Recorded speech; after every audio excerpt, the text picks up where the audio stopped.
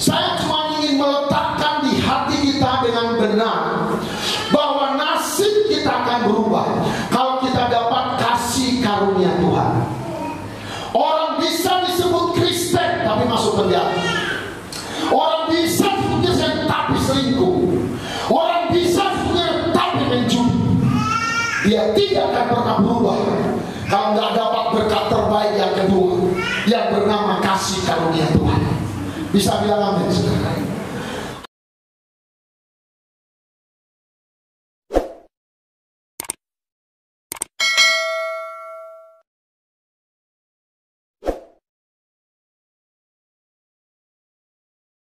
Shalom saudara, di dalam edisi Voice of Pentecost kali ini, saya akan berbicara mengenai apakah mempercayai mujizat itu rasional. Kenapa? Karena sebagian orang Kristen menganggap orang Pentakosta tidak rasional ketika mempercayai mujizat, karunia roh, suara Tuhan, dan juga nubuatan serta hal supernatural lainnya. Mereka menganggap iman yang rasional adalah iman yang tidak bertentangan dengan hukum alam. Apakah benar demikian?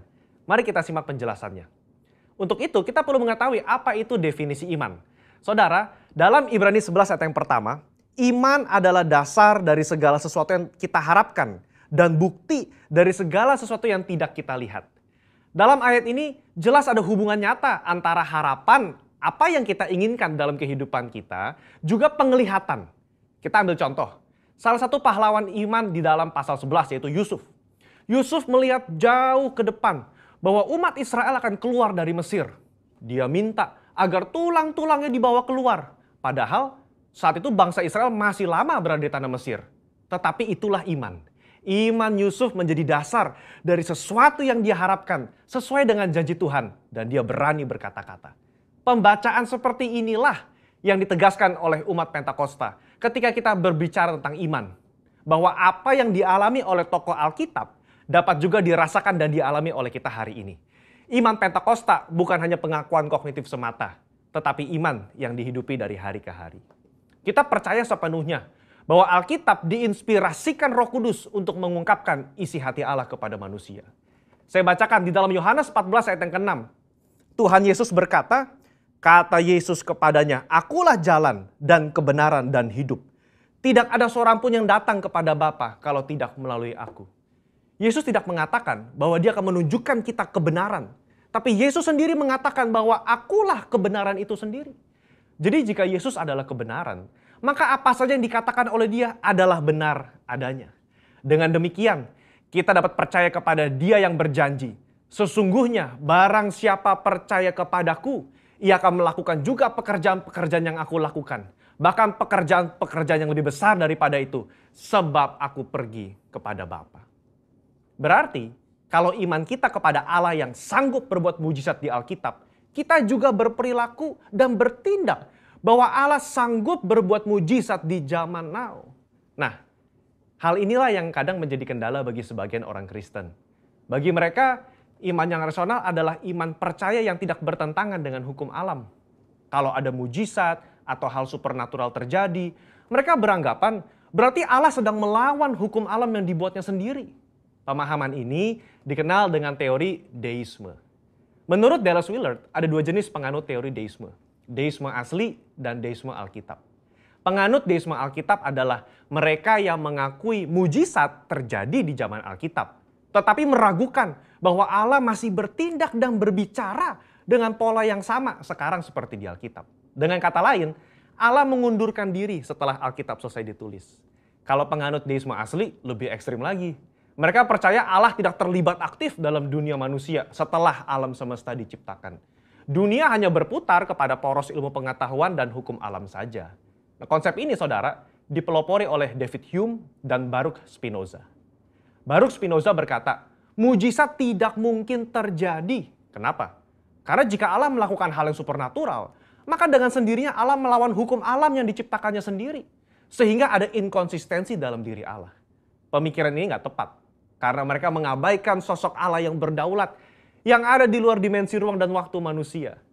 Ketika mujizat terjadi, Allah tidak menentang hukum yang dibuatnya sendiri. Tapi dia mengintervensi agar maksud dan tujuan ilahinya tercapai. Sebagai ilustrasi, jika saudara melepaskan buah apel, maka apel tersebut akan jatuh ke tanah.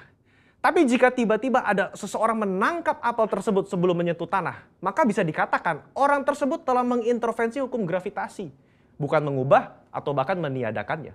Sama dengan mujizat. Allah tidak mengubah atau menentang hukum yang dia ciptakan sendiri. Dia hanya mengintervensi agar maksud dan tujuan ilahinya tercapai. Orang percaya harus hati-hati terhadap paham deisme ini. Karena kalau tidak, ini akan mempengaruhi cara kita melihat dan menafsir fenomena ilahi. Orang yang percaya kepada paham deisme akan selalu menolak klaim mujizat dan hal supernatural lainnya.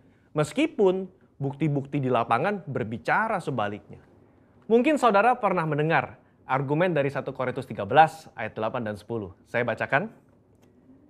Kasih tidak berkesudahan, nubuat akan berakhir, bahasa roh akan berhenti, pengetahuan akan lenyap. Tetapi jika yang sempurna tiba, maka yang tidak sempurna itu akan lenyap. Karunia nubuatan, suara Tuhan, bahasa roh, dan mujizat seharusnya sudah lenyap sekarang. Kenapa? Karena yang sempurna sudah tiba. Mereka berpikir yang sempurna itu adalah ketika Alkitab selesai ditulis.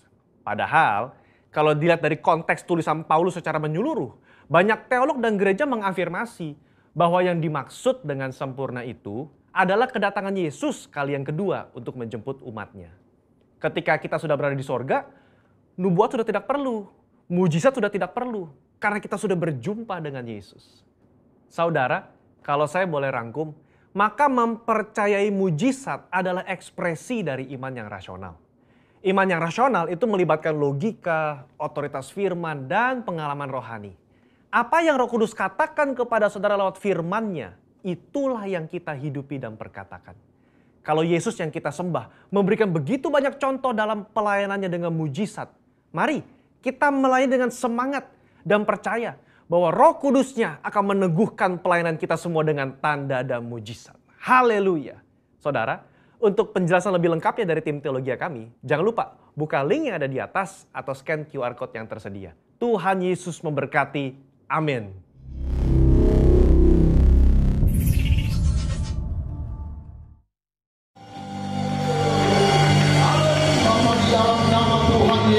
Kristus, Hamba mohonkan anugerah-Mu yang berlimpah-limpah bagi seluruh kami hamba-hamba-Mu, seluruh pelayan-pelayan, seluruh jemaat-Mu, seluruh keluarga-keluarga, suami istri dengan anak-anak mereka, Tuhan, para pemuda, pemudi dan anak-anak Tuhan. Tuhan, kami sungguh bersyukur sepanjang tahun yang luar biasa. Tuhan, tolong kami sampai hari Natal ini Tuhan. Kami sempat merasa galau Tuhan ketika COVID-19 awal-awal memasuki negeri kami. Kami bersyukur Tuhan. Tuhan, kalau kami ada sebagaimana kami ada hari ini Tuhan, itu anugerah-Mu yang sungguh-sungguh sangat luar biasa. Bapa, dengan mengangkat tangan kepada Tuhan, biarlah yang terbaik dari kasih karunia-Mu Engkau berikan kepada kami semuanya. Ampunilah setiap salah, setiap dosa kami, setiap pelanggaran-pelanggaran kami. Dengan menadahkan tangan, kami mohon tambahkanlah iman kami, tambahkanlah kepercayaan kami kepadamu Tuhan. Kami mau sungguh-sungguh berpegang pada Tuhan. Kami mau mengandalkan Tuhan. Kami mau bertobat kepada Tuhan. Bapa, di dalam nama Yesus Kristus, kami mau belajar merendahkan hati kami, sungguh-sungguh merendahkan hati, bahkan sampai merendahkan diri kami di hadapan-Mu Tuhan. Ampunilah setiap kesombongan kami, setiap keangkuhan, kemalasan kami. Sucikan, basuh kami dengan darah-Mu. Ampunilah amarah kami, gampang marah kami, Kau mengampuni kami Tuhan. Biarlah hari-hari kami ada bersama-sama dengan Tuhan. Kami bersyukur hari ini Engkau ber-Immanuel bersama kami. Terima kasih Tuhan. Kami berdoa berkati seluruh pelayan-pelayan dengan keajaiban-Mu Tuhan. Kami mau makan minum dari firman-Mu. Sungguh firman itu pelita dan terang bagi jalan-jalan dan kaki kami. Firman-Mu itu penasehat bagi kami. Firman-Mu itu penunjuk arah kompas buat hidup kami Tuhan. Firman-Mu itu menegur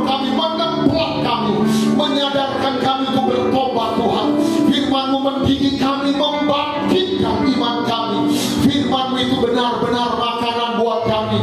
Bantu kami Roh Kudus untuk fokus mendengar, memperhatikan, membaca firman-Mu Tuhan. Karena janji itulah kekuatan. Beri hamba-Mu bahasa yang sederhana Tuhan. Beri hamba-Mu bahasa hikmat, bahasa yang menguatkan, membangkitkan, bahasa yang menghibur dan menyembuhkan Tuhan. Terima kasih Tuhan. Hari ini dengan iman kami mau berkata, dalam Yesus kami diberkati, dalam Yesus kami bersuka cita, dalam Yesus kami dipulihkan, dalam nama Tuhan Yesus Kristus kami telah berdoa dan mengucap syukur. Haleluya. Semua yang diberkati dengan semangat sama-sama katakan amin. Kita beri tepuk tangan yang meriah buat Tuhan. Tuhan memberkati. Silakan duduk Bapak Ibu. Shalom. Kita buka Alkitab kita, Matius pasal 1. Kita baca sama ayat 21. Tema kita masih sama, bagian kedua. Natal adalah kita menerima anugerah dan pemberian yang terbaik dari Allah, dengan subtema kuasa nama Yesus. Sekali lagi, Natal adalah kita menerima anugerah. Jadi di Natal kita dapat anugerah, kita dapat pemberian yang terbaik dari Allah. Dunia mendapatkan itu. Saudara, mari kita baca sama ayat ini. Kita tidak lama, sama-sama ayat 21. 2. Ya, ia akan melahirkan anak laki-laki, dan engkau akan menamakan dia Yesus, karena dia, sekali lagi 2, 3, ya, ia akan melahirkan anak laki-laki, dan engkau akan menamakan, karena dia yang akan menyelamatkan umatnya dari dosa mereka. Sekali lagi saya baca biar ayat ini kita hafal. Ia akan melahirkan seorang anak laki-laki, dan engkau akan menamakan dia Yesus, karena dialah yang menyelamatkan umatnya, karena dialah yang menyelamatkan keluarga, yang menyelamatkan seluruh dunia dari dosa-dosa mereka. Sama-sama katakan amin. Bapak Ibu yang dikasihi Tuhan, di firman Tuhan Alkitab kita dengan sangat jelas mencatat bahwa Natal kali ini Allah memberikan 3 berkat yang terbaik dari surga buat umat manusia. Allah memberikan 3 berkat istimewa buat saya dan buat kita semua. Yang mengerti katakan amin. Berkat pertama, Allah memberikan yang terbaik buat manusia. Yang pertama yang terbaik namanya adalah pribadi Yesus Kristus. Wahyu pasal 4 mencatat ketika tua-tua dan seluruh makhluk di sorga mereka beribadah memuji Tuhan. Di sorga itu pusat dan sentral dari ibadah adalah Yesus. Yesus inilah penentu ada sorga atau tidak. Di mana letaknya sorga itu tergantung di mana ada Yesus. Sandu Sundarsi, tokoh Injil India pada awal-awalnya, di bukunya yang berjudul Jubah Kuning menulis begini: aku mau tinggal di neraka, kata Sandu Sundarsi, kalau Yesus ada di neraka. Sebab kalau Yesus ada di neraka, neraka itu akan berubah jadi surga. Dan dia lanjut dengan kalimat berikut: aku tidak mau tinggal di surga kalau Yesus tidak ada di surga.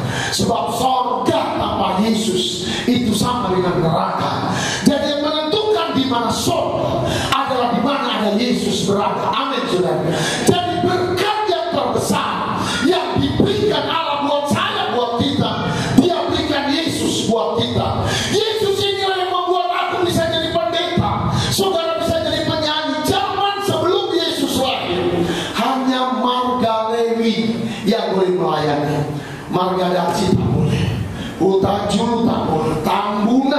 boleh, sida butar nggak boleh, yang boleh hanya Lewi. Tapi syukur Tuhan memberikan Yesus. Sekarang jangankan Lewi, bandit pun boleh jadi pendeta, preman boleh jadi pendeta, ada pelacur jadi pendeta. Semuanya boleh. Itu anugerah terbesar. Dunia yang kanibal itu berubah jadi damai, jadi mengampuni. Karena itu saudara, di hari Natal ini izinkanlah Yesus tinggal di hatimu, izinkan Yesus tinggal di rumah tanggamu, izinkan tinggal di pekerjaanmu. Karena Yesus Kristus Tuhan, itulah pemberian pertama yang sangat luar biasa. Amin saudara. Itu lebih dari emas dan perak.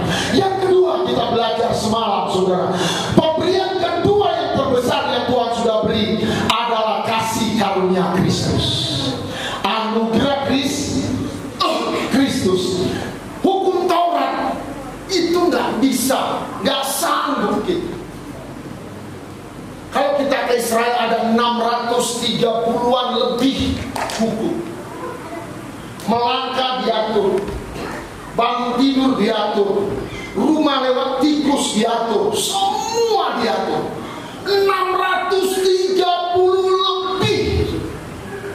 Kita kalau di Israel, begitu hari Jumat siang saudara dikasih Tuhan, rabi-rabi jauh udah masuk ke hotel, masuk ke restoran. Sabat ya jam 6 tutup, sabat ya semuanya berat. Tapi Yohanes 1 ayat 17 dan ayat 16 berkata, Yesus datang memberi kita kasih karunia. Bisa bilang amin? Jangan kasih tahu orang, maaf kata kalau salah, di kamar mandi pun berdoa boleh. Amin saudara. Zaman hukum Taurat, aku ini pegang parang. Nggak ada orang berani main-main sama pendeta. Karena pendeta motong lembu, motong kambing, motong domba, motong ayam, motong burung terkukur. Kami ahli potong. Di badan kami parang kanan dan kiri. Amin. Nggak ada jemaat yang berani sama ulama waktu itu. Karena kami bisa putus. Tapi syukur kepada Tuhan, itu berhenti. Bisa bilang amin. Pendeta nggak jadi tukang potong lagi. Pendeta jadi sering kali dipotong. Itu karena anugerah Tuhan. Kita boleh melayani Tuhan. Pak Daci bisa jadi WL, Kak Bunga bisa berkhotbah, Marga Sitorus bisa dipakai Tuhan, Marga Stumem dipakai Tuhan. Kita ada dalam anugerah yang luar biasa. Amin saudara. Kita yang gak layak dilayakkan, terlalu banyak kurang kita. Suaranya fals, jangankan tidur, nyanyi pun dia fals. Apalagi kalau ngomong sangat super fals saudara. Tapi anugerahnya luar biasa. Saudara, untuk anugerah ini saya masih mau dorong saudara sekali lagi. Setelah kita terima Yesus yang ajaib, yang hebat itu, sungguh-sungguhlah bertekun melayani Tuhan. Sungguh-sungguhlah bertekun berdoa. Sungguh-sungguhlah bertekun memberi yang terbaik kepada Tuhan, sampai anugerahnya menyertai kita, sehingga kita akan hidup dari kemurahan kepada kemurahan Tuhan. Karena hanya orang yang terima Yesus yang mendapatkan kemurahan Tuhan. Titik balik hidupnya berubah, nasibnya berubah, karakternya bisa berubah. Ada orang Kristen 20 tahun Kristen, parbada tetap parbada, jugul tetap jugul, koruptor tetap koruptor. Tapi kalau ada kasih karunia Tuhan, parbada bisa jadi pendeta, kondektur bisa jadi direktur. Amin saudara. Saya bilang haleluya. Masih ingat di sana terhilang? Lihat itu sekali lagi, kita lihat Lukas 15 ayat 20. Bapak-bapak percayalah, tahun depan akan sangat berbeda. Amin saudara. Sangat berbeda. Anugerahnya biar menyertai kita. Mari kita baca sama. Kisah anak bungsu. Sekali lagi pelan-pelan bapaknya. Saya cuma ingin meletakkan di hati kita dengan benar bahwa nasib kita akan berubah kalau kita dapat kasih karunia Tuhan. Orang bisa disebut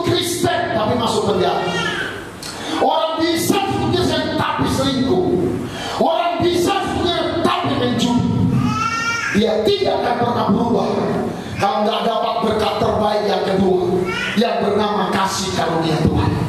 Bisa bilang amin, saudara? Anak bungsu ini kita sudah tahu kisahnya.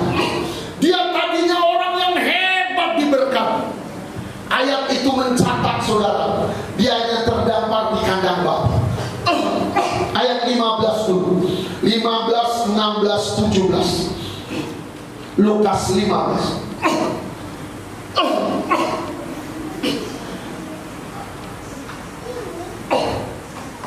Ayat 15 kita baca sama. 2 ya. Lalu ia pergi dan bekerja pada seorang bos di negeri.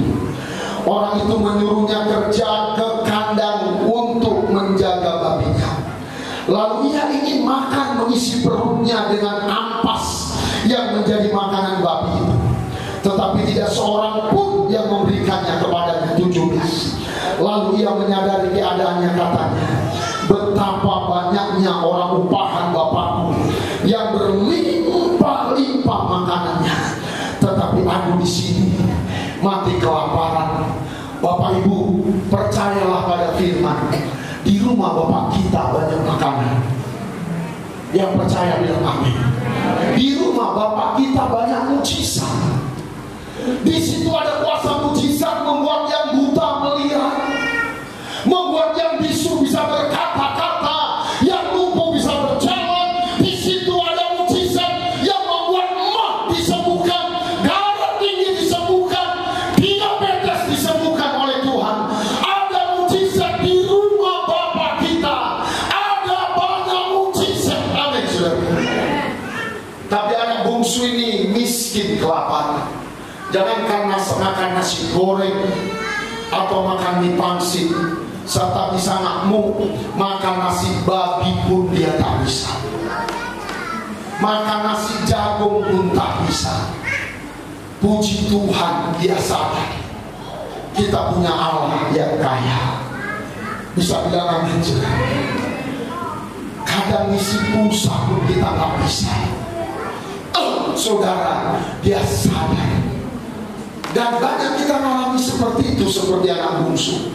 Punya Tuhan yang hebat, punya Allah yang baik, punya Yesus yang pengampun, tetapi praktiknya kita pendendam, kita pemarah. Yesus lemah lembut, kita tak lemah lembut. Yesus tukang beri, kita tak tukang beri. Saudara yang dikasih itu nggak ada.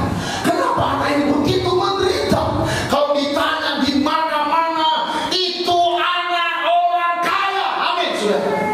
Ditanya di mana-mana, saya dan saudara anak raja di atas segala raja. Bisa bilang amin. Tapi kuncinya di mana? Anak ini dapat berkat Natal yang kedua, dapat kasih karunia Tuhan. Nggak ditanya kau lulus dari universitas mana, kau jurusan apa. Persis seperti Ibu Susi, mantan menteri Perikanan dan Kelautan, tamat SMP. Semua orang diam dan bingung, dunia menghormati. Kenapa begitu anugerah itu datang? Nggak ditanya ijazah apa. Saudara yang nggak punya ijazah, jangan kau minder dengan ijazah orang. Kuncinya cuma satu, kita dapat anugerah Tuhan. Bisa bilang amin, saudara.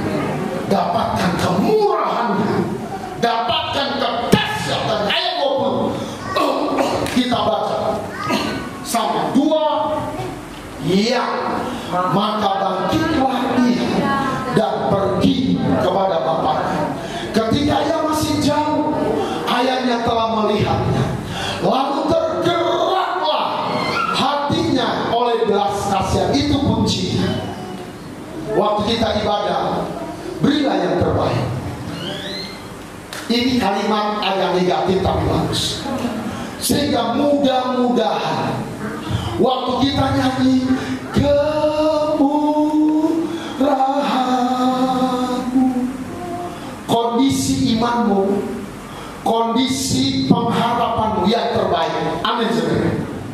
Kebetulan kau waktu itu meletakkan HP, kau meletakkan uang di tasmu, saudara.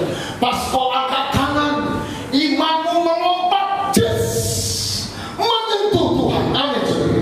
Waktu menyentuh Tuhan, Alkitab mencatat, maka tergeraklah Itulah menyebabkan kenapa Habel selalu memberikan yang terbaik. Karena iman, katanya. Habel selalu kalau ke gereja pakai baju yang paling bagus, duduk dengan bagus. Waktu nyanyi dia nyanyi yang paling bagus. Waktu dia beri persembahan, dia beri persembahan yang paling bagus.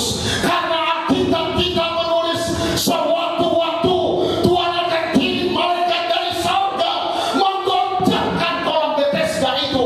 Dan waktu kolam itu digoncangkan, siapapun yang duluan, apapun penyakitnya akan disembuhkan Tuhan.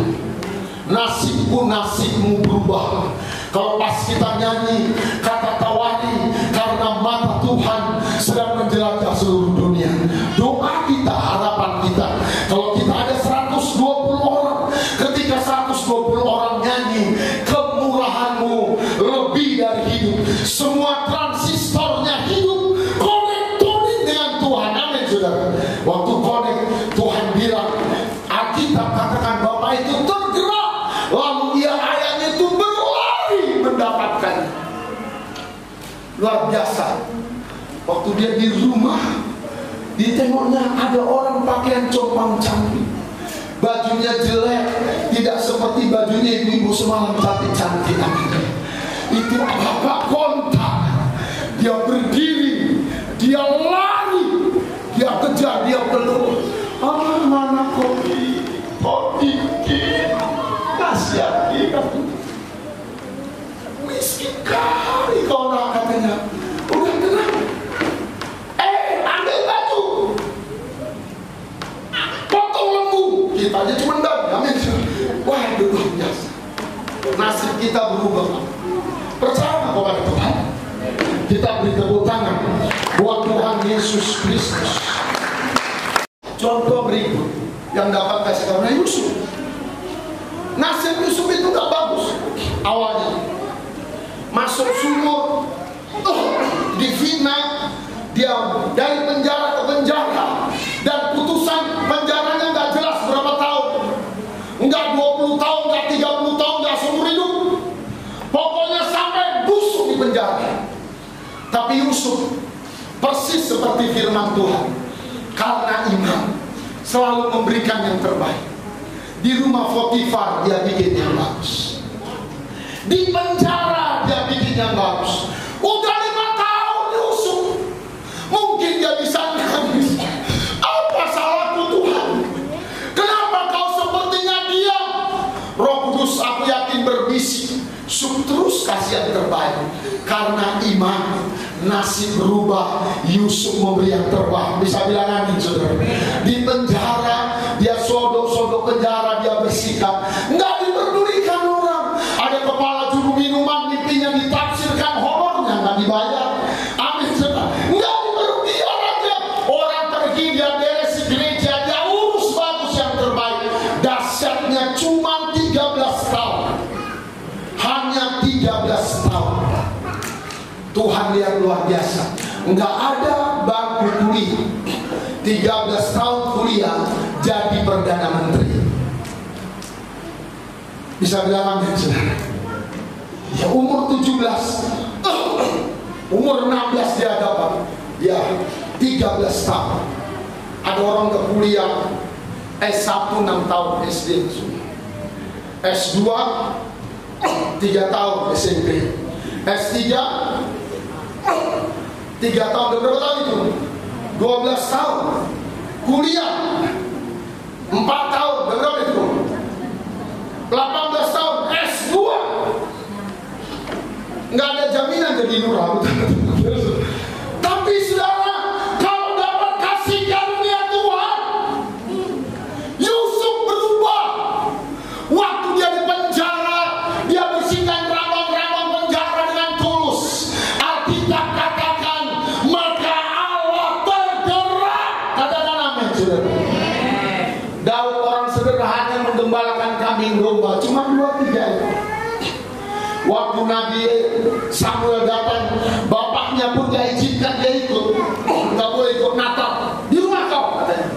Tapi Daud biarpun di rumah gak diberantakan minyak, disapunya bersih, dia berdoa bagus, gak bersungut-sungut, dia dapat anugerah Tuhan.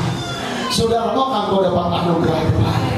Saya sangat merindukan, saya dan seluruh pelayan, seluruh jemaat, sungguh dari hatiku paling dalam, seluruh panitia dapat anugerah Tuhan. Saya bilang sama Ibu Gembala, berkat kita 1-2 perak gak apa-apa, kita beri dengan tulus, kita kerjakan dengan ikhlas. Jangan pikiri capek, jangan pikiri keringat, jangan pikiri baju bau, baju kotor, jangan pikiri. Ada orang kerja sebatas capek, ada orang kerja sebatas keringat, tapi tidak pernah beres. Ada lagu sekolah minggu bilang, karena Bapa di surga melihat ke bawah, hati-hati gunakan tanganmu, jreng-jreng.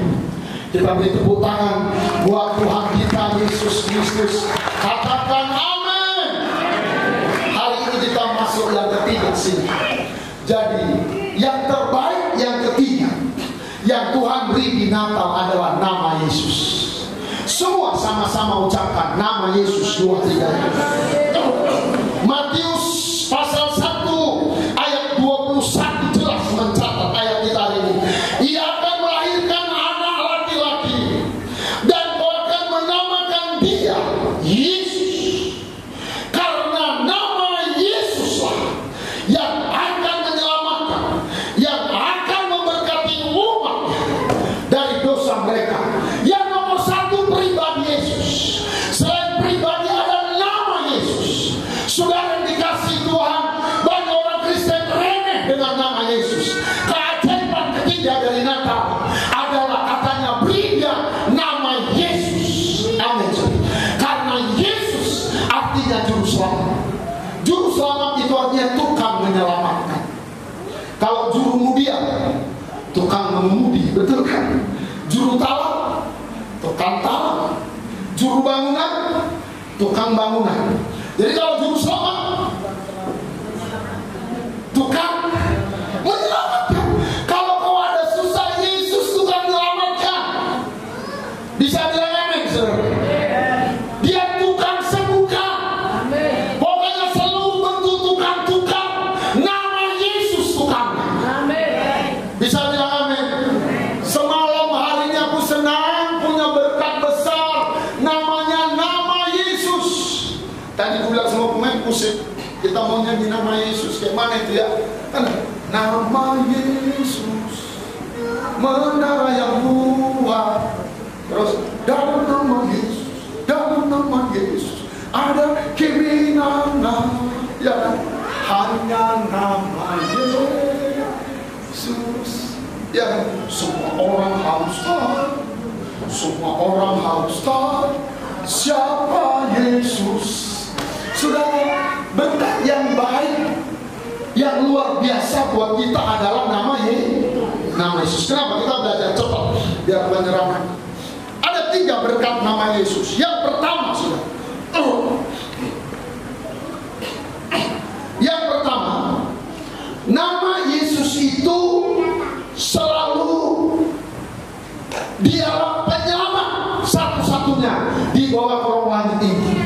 Nggak ada orang bisa masuk surga kecuali nama Yesus. Mau masuk surga? Hanya Yesus.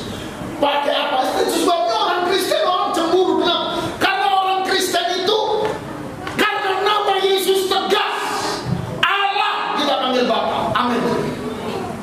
Kalau agama lain kadang tak Bapa, ada yang manggil Om katanya.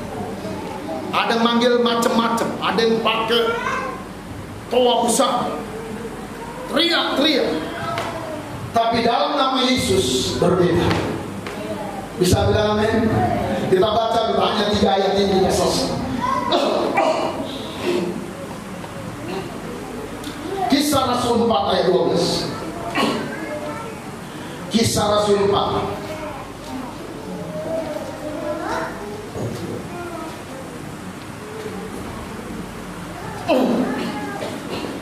Baptis tanpa nama Yesus tidak sah. Ulang lagi.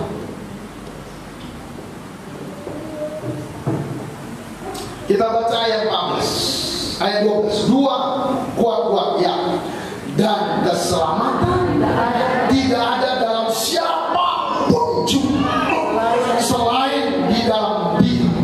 Sebab di bawah kolong langit ini tidak ada nama lain yang diberikan kepada manusia yang olehnya kita dapat diselamatkan. Bisa bilang amin? Nama Yesus, nama yang luar biasa. Yang kedua, saudara, nama Yesus itulah yang memberi kekuatan dan memberi kesembuhan. Ada yang sakit, amin? Nama Yesus yang menyembuhkan. Kita lihat Kisah Rasul 3 ayat 16. Siap, ini satu lagi selesai. Kisah Rasul 3 ayat 16. Yuk baca sama. Dua, semua baca. Iya. Dan karena kepercayaan, karena iman dan pengharapan dalam nama Yesus, terus baca 2-3 ya. Maka nama itu telah menguatkan orang yang kamu lihat ini. Saya bilang amin. Mau dikuatkan Tuhan? Katanya karena kepercayaan, karena iman, karena pengharapan kepada nama Yesus, orang selalu dikuatkan. Yang sakit hati disembuhkan, yang dendamnya disembuhkan. Itu menguatkan. Bukan terus setengah matang, tapi apa yang menguatkan? Nama Yesus. Ada kita yang sakit hati, mintalah nama Yesus. Ada orang sedikit maaf, rada sombong. Aku mau Yesus saja langsung. Aku mau Alkitab saja. Dengar, Alkitab bilang berkat ketiga yang diberikan Tuhan, nama Yesus. Orang Batak dari situlah mengungkapkan kalimat ini. Goa Rahigo Dahinga. Ada itu kan? Namanya itulah rasanya. Amin saudara. Kalau kan nama Yesus, sorga kebuka. Gitu kita nanti mau masuk sorga, di stop sama mereka. Stop. Buka. Just. Nama Yesus di sini. Oh, masuk. Oh, nama lain tak masuk. Banyak orang nanti nyesal salah mimpi. Satu, membuat kita, nama Yesus itu menguatkan kita. Kedua, kita baca terus, menyembuhkan. Kita baca ya. Dan dua, iya. Dan kamu kenal ini. Dan kepercayaan itu telah memberi kesembuhan kepada orang ini di depan kamu semua. Bisa bilang amin saudara. Dan kepercayaan akan nama Yesus itu telah membuka rahim yang mandul. Amin saudara. Dan kepercayaan akan nama Yesus telah menyembuhkan penyakit rematik saudara. Karena kisah ini diambil dari ayat 1 sampai ayat 9. Di ayat 1 ayat 9 saudara, Kisah Rasul pasal 3. Ada seorang yang lumpuh duduk depan pintu gereja mengemis. Dari lahir dia lumpuh. Dengan harapan nanti waktu Petrus lewat, pendeta kan ada kolektif, uangnya ada itu, dikasihnya itu. Lewat dia, Om Petrus katanya. Petrus bilang, Bang, emas dan perak nggak ada padaku, nggak ada apa. Kalau mau kau saksang satu kotak ada. Tapi hebatnya Petrus bilang ini, ada satu harta yang aku punya, nama Yesus. Itu harta kita orang Kristen. Jangan Bapak Ibu sia-siakan nama Yesus. Hari ini mari salam. Dia mau salam, oke, tumpang tangan. Dalam nama Yesus, lumpuh sembuh. Dia tarik, dia berdiri. Karena nama Yesus itu harta yang luar biasa. Lumpuh disembuhkan. Dia berdiri, kata ayat 9, dia menari-nari, dia melompat-lompat. Karena nama Yesus masuk ke seluruh sendi-sendi tubuhnya. Saudara, kita punya obat yang hebat, kita punya harta yang hebat, namanya nama Yesus. Tidak perlu disimpan di kotak emas, dia perlu ditulis di kertas. Lebih dari itu, tulis di hati. Di sini bukan hanya ada Yesus, tapi di sini ada nama Yesus. Itu sebabnya lagu itu luar biasa. Nama Yesus menara yang kuat. Bisa bilang amin? Siapa yang mau doanya dijawab Tuhan?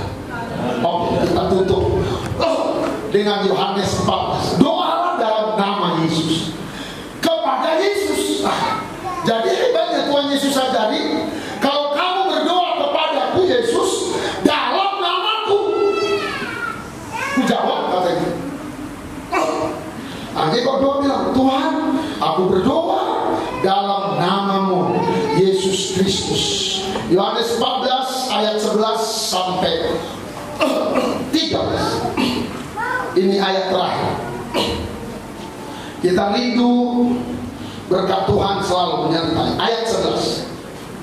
Baca sama kuat. 2. Ya, percayalah kepadaku bahwa aku ada di dalam Bapa dan Bapa ada di dalam aku. Atau setidak-tidaknya, kalau kau tidak mau percaya, percayalah karena pekerjaan-pekerjaan itu sendiri. Amin. Aku semalam tuh ngakak, bukan karena itu ya. Kita bisa potong B2 harga timbang hidup segitu, itu kan gak mujizat. Kata Tuhan, cuma melihat harganya itu aja kau percaya aku Tuhan ada. Amin. Bisa bilang amin, saudara? Semalam kita datang semua senang, percaya. Kalau kau susah percaya sama aku, katanya. Percayalah kau dari kehidupanmu sehari-hari. Aturannya kau ditabrak becak gak jadi. Keselak duri bisa dicabut. Minimal kau percaya sama mujizat itu. Bisa bilang amin, saudara?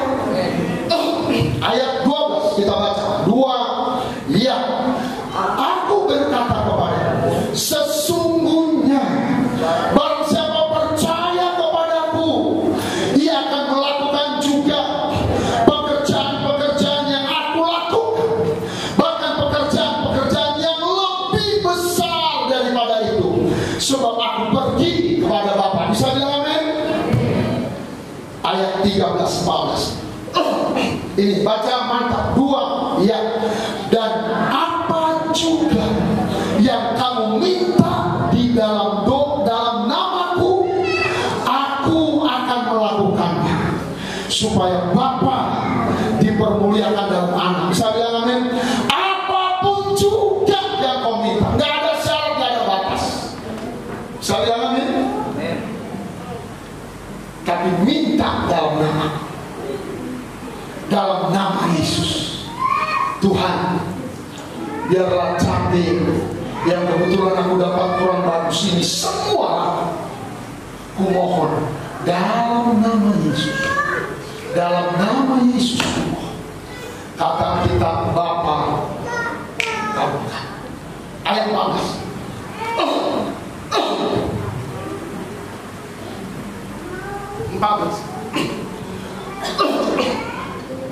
2. Iya, jika kamu minta sesuatu kepadaku dalam namaku, aku akan melakukannya. Bisa bilang amin? Itu sebabnya Matius 1:21, dia akan melahirkan anak laki-laki, kau kasih namanya Yesus. Karena nama itu akan membuat doa ibu-ibu janda dijawab. Nama itu akan membuat doa pendeta-pendeta dijawab. Nama itu akan merubah nasib jutaan banyak orang, saudara. Saudara, bersyukurlah kita punya nama Yesus. Bukan hanya kita orang Kristen. Puji Tuhan, haleluya, kita punya Yesus yang hidup. Tapi bukan hanya Yesusnya saja, namanya itu keajaiban yang luar biasa. Makanya kalau ada orang dibaptis dalam nama Yesus. Ada orang dikawinkan dalam nama Yesus. Ada orang diserahkan dalam nama Yesus. Saya biar 3 berkat Natal jadi bagian kita. Yang pertama siapa? Yesus. Yang kedua apa? Anugerah Kristus. Yang ketiga nama. Kita berdiri sama-sama. Bapa, di dalam nama Tuhan Yesus Kristus, terima kasih buat segala kebaikan, segala kemurahan, segala pertolongan-Mu Tuhan. Kami mau makan minum tubuh dan darah-Mu, perjamuan kudus ya Tuhan.